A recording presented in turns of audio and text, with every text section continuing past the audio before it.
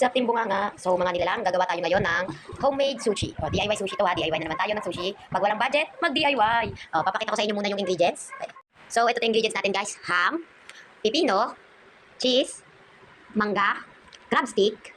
Then, ito ay pangtimplang alternative kasi wala kaming rice vinegar. So, nagluto na lang ng tubig, suka, asukal, and calamansi. Alternative to sa rice vinegar kasi wala tayo nun. Sticky rice, so kahit anong sticky rice, basta sticky rice. Basta may stick ang rice, okay na yun. Tapos, seaweed, syempre, makakabalot ba? Walang seaweed. O, seaweed. So, ayan guys. Oh, let's start! So, first step, ito, ang alternative natin sa rice vinegar, ihalo natin sa kanin. Sticky rice. Tapos, haluin natin ang haluin na. So, let's go. Halo na natin yung lahat. Tapos, halo lang tayo ng halo. So, ayan, ito na ha. Nahalo ko na to. So, nahalo na. Ang next naman natin gagawin ay... So, ilalagay natin tong kanin ha. Ang paggamit ng seaweed, guys, yung makintab ang nasa ilalim. Then, yung magaspang, yun yung papatungan mo ng kanin. Tapos, ito, manipis lang yung kanin. Hindi pwedeng isagad sa dulo. Then, spread mo lang siya. Spread. So, ito na guys. Dapat ganito siya kaplat. Kung makikita nyo. Yan, ganun dapat siya kaplat ha. Tapos, kung mapapansin nyo, hindi sagad sa dulo. Kasi, para magdikit yung dulo. Mamaya, sa last part yon. Kaya, wag natin isasagad. So, ganun nakaplat yung kanin. Lalagyan naman natin siya ng iba ng mga pangloob natin. First, the pipino. So, ganito siya guys. Pipino.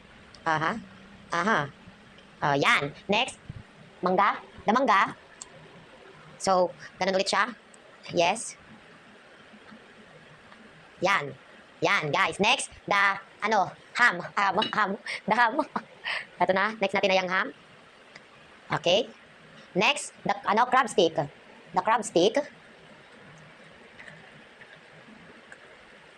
Next, yan. Ganun dapat itsura niya. And the last part is the cheese.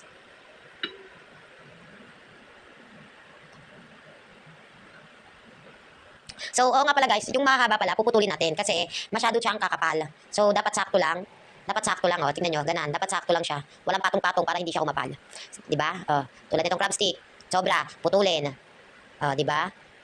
Sakto lang dapat. Next, the cheese part. Yan, okay na. Ganito guys, ganan ang itsura niya. So, next part is irarolyo. So, pag nagrolyo tayo guys, wala tayong bamboo rolyo. Di magkakamay tayo. Di ka? Pilipino tayo, mahilig tayo sa kamay. So, ayan, irarolyo natin ang gamit ang kamay.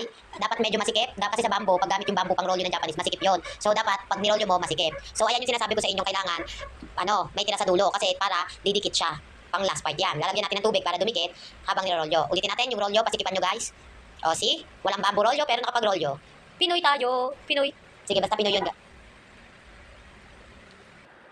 So, ngayon nakatiin na natin. Yung kutsilyo, medyo ba sa inyo? Kasi para hindi siya dumikit. So, first, gitna muna. Pause muna. So, ayan, nakatiin natin. Dapat yung kutsilyo gagamitin nyo matulis. Huwag kayong gagaya sa akin. Tada! Ito na ang ating masterpiece. So, after hiwain, ayan, dinisign lang natin. Kung makikita nyo, nandyan yung mangga, yung crab stick, yung cheese, yung cucumber. Nandyan siya. So, lang kayo sa paghihiwa, guys, kasi medyo pag napisat na yung ingredients. So, kaya dapat pagka naghihiwa kayo, yung matulis yung gamitin nyo. Bukod sa yung matulis, dapat huwag masyadong papisil. So, ayan na ang ating sushi. Good DIY sushi. Don't forget to like, share, and subscribe for more food video. Yes! Bye-bye!